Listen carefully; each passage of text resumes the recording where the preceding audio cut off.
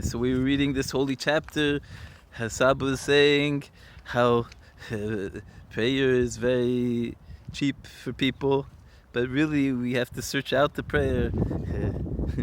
Just like when a person needs money, so then he doesn't have time. He knows that he has to make haste. To achieve, to make money. And his bodhidus is something unique. A person wants to speak to Hashem Yisborach. It's not like the morning prayer or the Musaf prayer.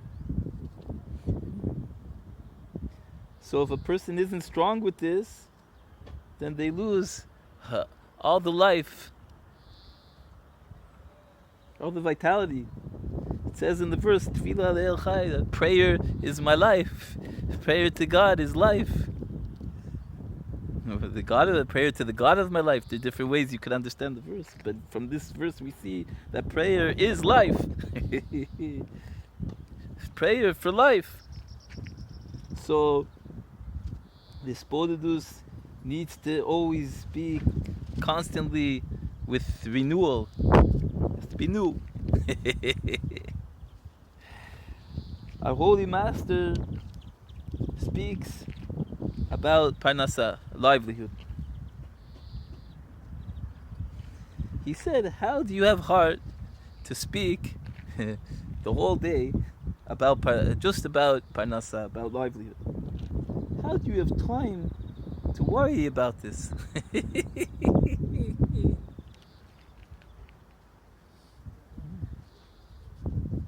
Bread and cucumbers, this is very good food. A piece of bread and a piece of cucumber. But we are searching for apartments and clothing. The main thing is to spend our time, our days and our years in prayer and in the service of Hashem. That's the foundation. The less time spent on the matters of this world, the more time we have for psalms, for Tehillim, and to serve Hashem. The Rav of Cherin was a prodigy, such a great mind, and such a tzaddik. And he was the head of the justice of the court, of the Jewish court. And he had a good salary. But he ran his household as if he was the greatest pauper. Very constricted, just enough to live. And he was not stingy. I remember when I drew close, when he got into Breslov, I told Rav Naftali Cohen that I can't do his bodhidus. I don't have what to say. I am like a stone. So he said to me, you should say a lot of the Kutei Tfilot. The Kutei Tfilot are prayers that Rabbi Natan wrote based on the teachings of Rabbi Nachman. So the bodhidus of Rabbi Natan. And then you will have his bodhidus. The Kutei Tfilot, the collection of Tfilot of Rabbi Natan, is a lesson on his bodhidus. It is a lesson, a shiur, how to do his bodhidus.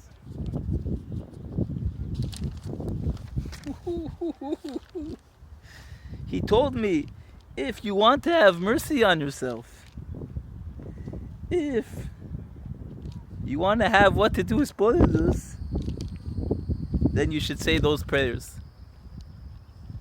Rav Shlomo Wexler was a man of truth.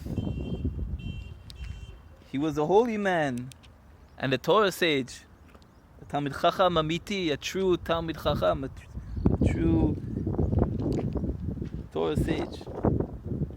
He was completely Torah and devotion, and not for money. He didn't know for the he didn't know for money for the whole world. And he was a man of such faith. He had such faith that in the beginning I saw that opposite him I stand completely outside. When I saw his words of faith, I was completely nullified. He lived in Jerusalem, and in Jerusalem they're great scholars. But Rav Shlomo was special, unique in all of Jerusalem.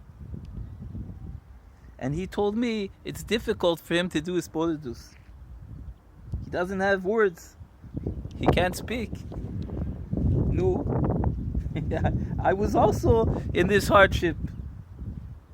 But I recognized Rabbi Yisrael Karduner. I recognized the Jew that had his Sporidus with such copious tears, with so much to say, that he had to say before Hashem Yisbarach, to the extent that when it came time to pray the morning prayer of Shacharis, he had to force himself to take a break from his Sporidus in order to pray Shacharis, the morning prayer.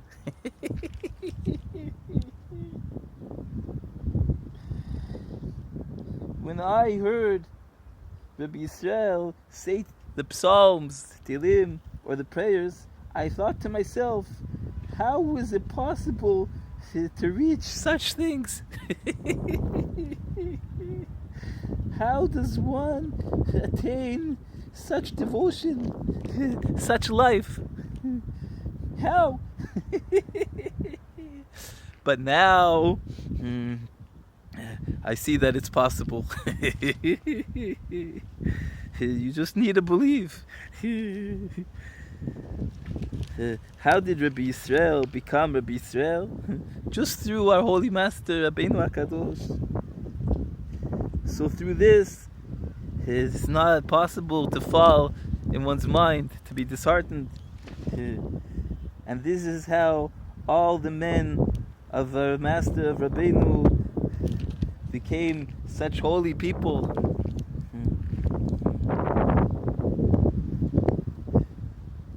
Because just like Rabbeinu, our Holy Master, so too are his people.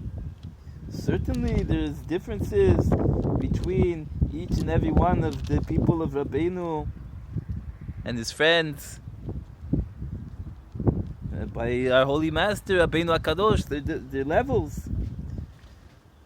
But this is a matter of Mesiut Nefesh, self-sacrifice. This is what's left.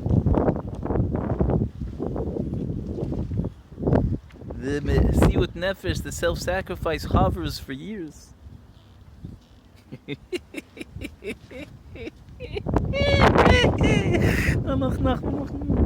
I saw how the whole world prayed, and how Rabbi Yisrael Karduner prayed. He was unique. And even if he was brought up by great Hasidim and people with fear of heaven, but this way of Rabbeinu, of our Master, is new. Our Holy Master is a new way.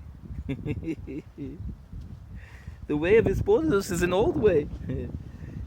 But our Holy Master said that he brought the gates of prayers such as this, which was never from time immemorial, from the time of the creation of the world.